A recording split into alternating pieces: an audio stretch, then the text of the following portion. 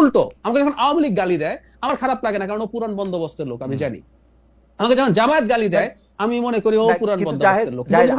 আপনি যদি আমাদেরকে একটু সময় দেন, আমাদের প্রডিউসারদের একটু বলতে পারি, যেহেতু আজকে আমি বেশি কথা একটু বলছি, একটু সময় যদি একটু বাড়ায় নেই আমরা, তাহলে আমরা মাসকাত ভাইয়েরও যদি একটু সময় থাকে, একটু যদি সময়টা আমরা একটু বাড়ায় নেই, একটু কথা বলতে পারি।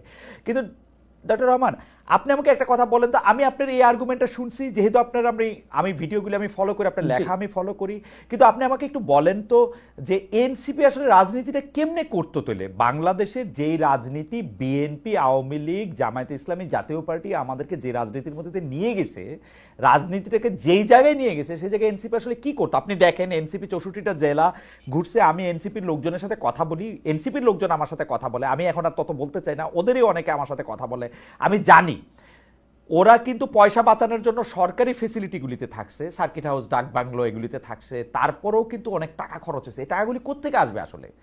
এই টাকাগুলি কিন্তু নিয়ে ওরা নেসেসারিলি ওদের পকেটে ভরতেছে না জাহেদ। হ্যাঁ, তাহলে এখন ওরা কি মানে রাজনীতিটা কিভাবে করবে? এখন কি এই পদযাত্রাটা না কইরা ওদের এটা মানে অনলাইনে করা উচিত ছিল? এইটা কি তারা আসলে কিভাবে করতো, মানে এই রাজনীতিটা তারা আসলে কিভাবে করবে? তারা যদি এখন ভোটও করতে চায় সেটা কিভাবে করবে তারা? আপনি কি এই মডেলটা আমি ভেবেছি, আমি শতভাগ একমত আপনার সাথে। সেটা হচ্ছে যেই করাপশনের আলাপ আসছে পুরোটা দলের পেছনে যাচ্ছে তাও না, ব্যক্তিগত সম্পদও তৈরি হচ্ছে। আমরা দেখেছি কিছুদিন আগে যে গুলশানে চাঁদাবাজির জন্য ধরা পড়েছে, তার বাড়িতে একেবারে ভাঙাচোরা একটা বাড়ি ছিল, সেখানে নতুন পাকা বাড়ি উঠছে, আরো অনেক সমন্বয়কের বাড়িতে নানান কিছু উঠছে, তো ব্যক্তিগত খরচও হচ্ছে।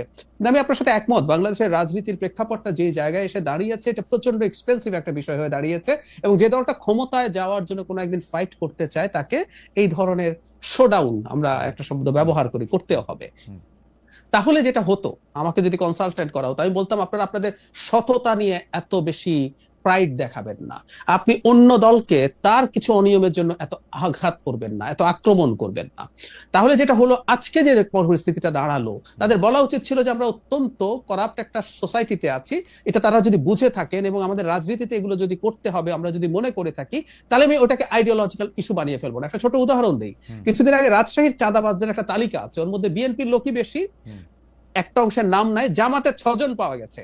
বিএনপির 40 জনের চেয়ে জামাতের 6 জন জামাতের জন্য বেশি ক্ষতিকর, কারণ জামাতের ব্র্যান্ডিং বলছে আমরা সৎ লোকের শাসন চাই।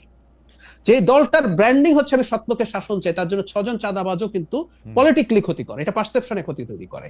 সো আমি তাদেরকে যেটা সাজেস্ট করতাম, তাদের উচিত হতো যে এই জিনিসগুলোকে তাদের রাজনীতির মূল স্লোগান না বানিয়ে ফেলা।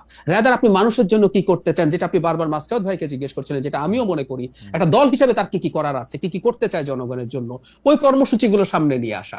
সে অন্য দলটাকে আক্রমণ করার জন্য যখন সততা, চাঁদাবাজির বিরোধিতা, নতুন বন্দোবস্তের আলাপ করে, এটাই তার উপরে ঝুঁকিটা তৈরি করেছে। বাংলাদেশ কিন্তু আরেকটা, বাংলাদেশ কি বিএনপি আওয়ামী লীগকে পাল্টাপাল্টি ভোট দেয় নাই? দুটোই মোটা দাগে সেন্ট্রিস্ট দল, জানে দুইটা দলই ক্ষমতায় গেলে তারা অনেকে চাঁদাবাজি করবে, একটা লিমিটের মধ্যে করবে। কিন্তু ডক্টর রহমান, আপনি কি মনে করেন না ও যদি সততা নিয়েও কথা না বলতে পারে, ও আসলে কথা কি নিয়ে বলবে? মানে আমার কাছে কেন অসহায় লাগে, আমি ধরেন একটা নতুন রাজনৈতিক দলের জায়গা থেকে আমি এটা দেখি, বিএনপিকে এখন ফিনান্স করতে রেডি, ধাক্কাধাক্কি করে জনাব তারেক রহমান পর্যন্ত পৌঁছাতে পারতেছে না টাকার বস্তা নিয়ে, কারণ তার জায়গা নাই। এরকম কয়েকশো কোটিপতি আছে, কিন্তু ওরা এনসিপির পেছনে এখন আছেন। জি, এনসিপির ওরা একজনের ফোন করে যদি 2 লাখ টাকা চাইতেছে যে ভাই আমাদেরকে 2 লাখ টাকা দেন, আমরা ওই জায়গা থেকে হাইটা ওই জায়গায় যাবো, ওইটাও কিন্তু আমরা কোশ্চেন করতেছি। আপনি পলিটিক্যাল পার্টি হিসেবে ওরা করবেটাকে? আপনি বলতেছেন যে না, সততা নিয়ে প্রশ্ন করা যাবে না, বা সততা নিয়ে আপনি প্রশ্ন করলেন না, কিন্তু আসলে রাজনৈতিক মডেলটা কি হবে ওরা যদি একটা রাজনৈতিক দল করতে চায়? না খালেদ ভাই, আমি একটু খেয়াল করি। প্রথম কথা হচ্ছে, এনসিপি কে প্রথম থেকেই ব্যবসায়ীরা দুর্দান্ত সাহায্য করেছে, ওদের কতগুলো প্রবলেম হয়েছে। মানে এনসিপি কে বিএনপি কে সাহায্য করতে চাই, বিএনপি নির্বাচনে জিতে ক্ষমতায় যাবে, এনসিপি কে কেন সাহায্য করেছে এইভাবে? আমরা তো থাকি, আমরা খোঁজ খবর রাখি, আপনারাও রাখেন। এখনো এই তাদের অফিসে রাতের বহু লোকজন যায়, এসব আলাপ টালাপ আছে, উইটনেস আছে। তার মানে তারা কি ধরে নিয়েছে তারা সরকারি দল, সেজন্য তাকে সাহায্য করছে? আমি কিন্তু খালেদ ভাই আবারও বলছি, দল হিসাবে আমার তাদের প্রতি সাজেশন হতো যে তোমাদের তো ক্যাম্পেইন করতে হবে, তোমরা এখন আসলে কি করবে, তোমরা ওদেরকে তুমি করে বলি, তাই আমি তোমরা শব্দটা বলছি, ওদের যাদের সাথে দেখা হয় তাদের উচিত ছিল তাদের কর্মসূচি দিয়ে রাজনীতিটা কানেক্ট করা। তারা এই যে সততাকে, ট্রান্সপারেন্সিকে, অন্য দলের ফিনান্সিয়াল অনিয়মকে যখন প্রধান করে তোলে, এটাই যখন তার ব্র্যান্ডিং তৈরি করে, তখন ওর তুলনায় অনেক কম হলেও তাকে সাফার করতে হবে। কেজরিওয়াল তুলনামূলকভাবে অনেক কম দুর্নীতি করেছে, কিন্তু সে নির্বাচিত হয় নাই। This is how perception works. Doctor Zahid রহমানের এই থিসিসের সাথে জনাব মাসকাত হাসান একমত হন কিনা সেটা আমরা একটু দেখি। কিন্তু মাসকাত ভাই, আমি একটু আপনাকে অনুরোধ করবো যে একটু বিতার্কিক মাসকাত ভাইকে একটু ফিরিয়ে নিয়ে আসা, একটু দ্রুত বলতে, কারণ আমরা যত সময় নেই অনেক সময় করা যাবে না। আপনি এই সততার এই মডেলটা জাহেদ যেটা সাজেস্ট করলেন যে তারা এত কথা না বললে হয়তো এটা এরকম হইতো, তো এটা করতে হবে, বা বাস্তবতাটা আপনি আসলে কি দেখেন। আমি একটু, আপনি চাইলে আমি একটু কোটেশনও পড়াতে শোনাই। আজই বিএনপির মহাসচিব মির্জা ফখরুল ইসলাম আলমগীর কিন্তু বলছেন যে কোট, আমাদের বাংলাদেশে এখন একটা প্রবণতা দেখা যাচ্ছে যে লিবারেল ডেমোক্রেসিকে এখন একটু নিচে নেমে যেতে হচ্ছে। আমি আপনার কাছে শুনতে চাই আসলে রাজনীতিটা করলে কি কি করতে পারতো এনসিপি? আমরা এনসিপির এত সমালোচনা করলাম, জায়েদ বললেন যে সততার জায়গা থেকে, আপনি যদি একটু আমাদের বলেন মাসকাত ভাই, আপনি জায়েদের আমরা আলোচনাটা একমত কিনা? এরকম মনে হচ্ছে যে ওই যে বাচ্চা পরীক্ষায় ফেল করেই গেছে, এখন আমরা অভিভাবকরা বসে আলাপ করছি। তা তো না, মানে বাচ্চা তো এখনো পরীক্ষা দেয়নি।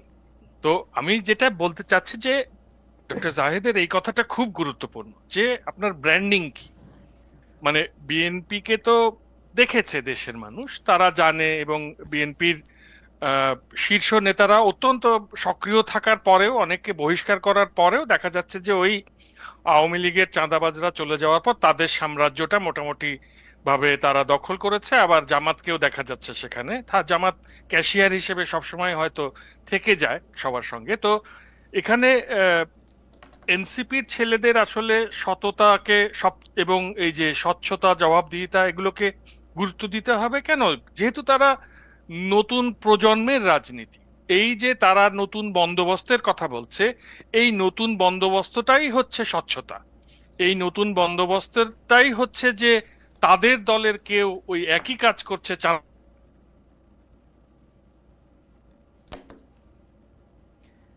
আমরা কি মাসকাত ভাইকে শুনতে পাচ্ছি?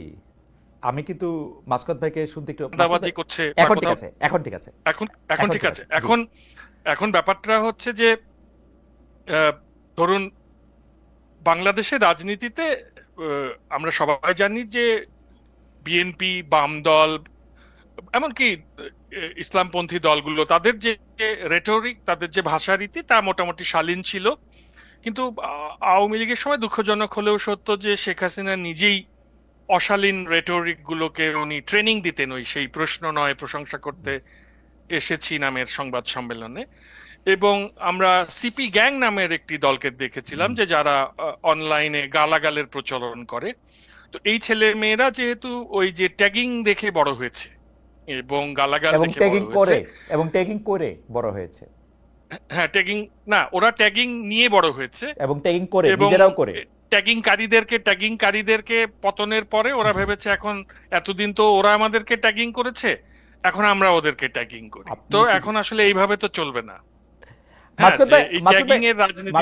আমি শুধু ওই জায়গাটা আপনি একটু দৃষ্টি আকর্ষণ করতে চাই যে হ্যাঁ, সততার কথা বলতে হবে, নতুন বন্দোবস্তের কথা বলতে হবে, কিন্তু নতুন বন্দোবস্তের সঙ্গে সঙ্গে নতুন কাপড়, নতুন স্বাস্থ্য আর নতুন বাড়ি যখন এত সামনে চলে আসে, তখন এই প্রশ্ন, আপনি বলতেছেন যে তারা এখনো পরীক্ষাই দেয় নাই। পরীক্ষা আমরা প্রতিদিন দেই মাসকাত ভাই, পরীক্ষা শুধু ভোটের ক্লাস টেস্ট হচ্ছে, মানে ফাইনাল পরীক্ষা আমরা প্রতিটা দিন কিন্তু আমরা পরীক্ষা দেই। আমি পরীক্ষা দেই, যেহেতু আমি টেলিভিশনের সামনে আসি, ছোট অ্যাঙ্গেলে, ছোট পরীক্ষা, ছোট মার্ক, পাস করলে অত বড় কিছু নাই। ওরা বড় গ্লোরির জন্য প্রতিটা হিরো প্রতিটা সময়ে পরীক্ষা দেয়। মাসকাত ভাই, আমি ওদের প্রতিটা দিন পরীক্ষা দিতে দেখি, প্রতিটা দিন ফেল করতে দেখি, দুই একদিন অল্প দিন পাস করছে। এখন ব্যাপারটা হচ্ছে যে ধরেন ওদের তো সবচেয়ে বড় শত্রু হচ্ছে পতিত আওয়ামী লীগ এবং এর কালচারাল উইং। তারা তাদেরকে খুঁচিয়ে খুঁচিয়ে ধরেন তিক্ত করে তোলে। এই তিক্ততার রিয়াকশনটা গিয়ে পড়ছে হচ্ছে বিএনপি এবং অন্যান্য যারা সত্যিকার শুভাকাঙ্ক্ষী এবং সমাজের নাগরিক সমাজ, যারা আসলেই একটি সভ্য সমাজ বিনির্মাণে এই ছেলে মেয়েগুলোকে দেখতে চান, তাদের উপরে। পরিবেশটা কিন্তু খুব সহজ না, এটা অনেক জটিল। এবং বাংলাদেশকে কল্যাণ রাষ্ট্র বানাতে না পারলে যে আসলে এই সমস্ত রাজনীতির কোনো মূল্য নাই, এবং এটা কল্যাণ রাষ্ট্র না হলে সেটা রাষ্ট্রই হয়ে ওঠে না। এই ব্যাপারটা এই তরুণদেরকে বুঝতে হবে, এবং সত্যিকার অর্থেই এই যে সমালোচনাগুলো, এগুলোকে অমূলক মনে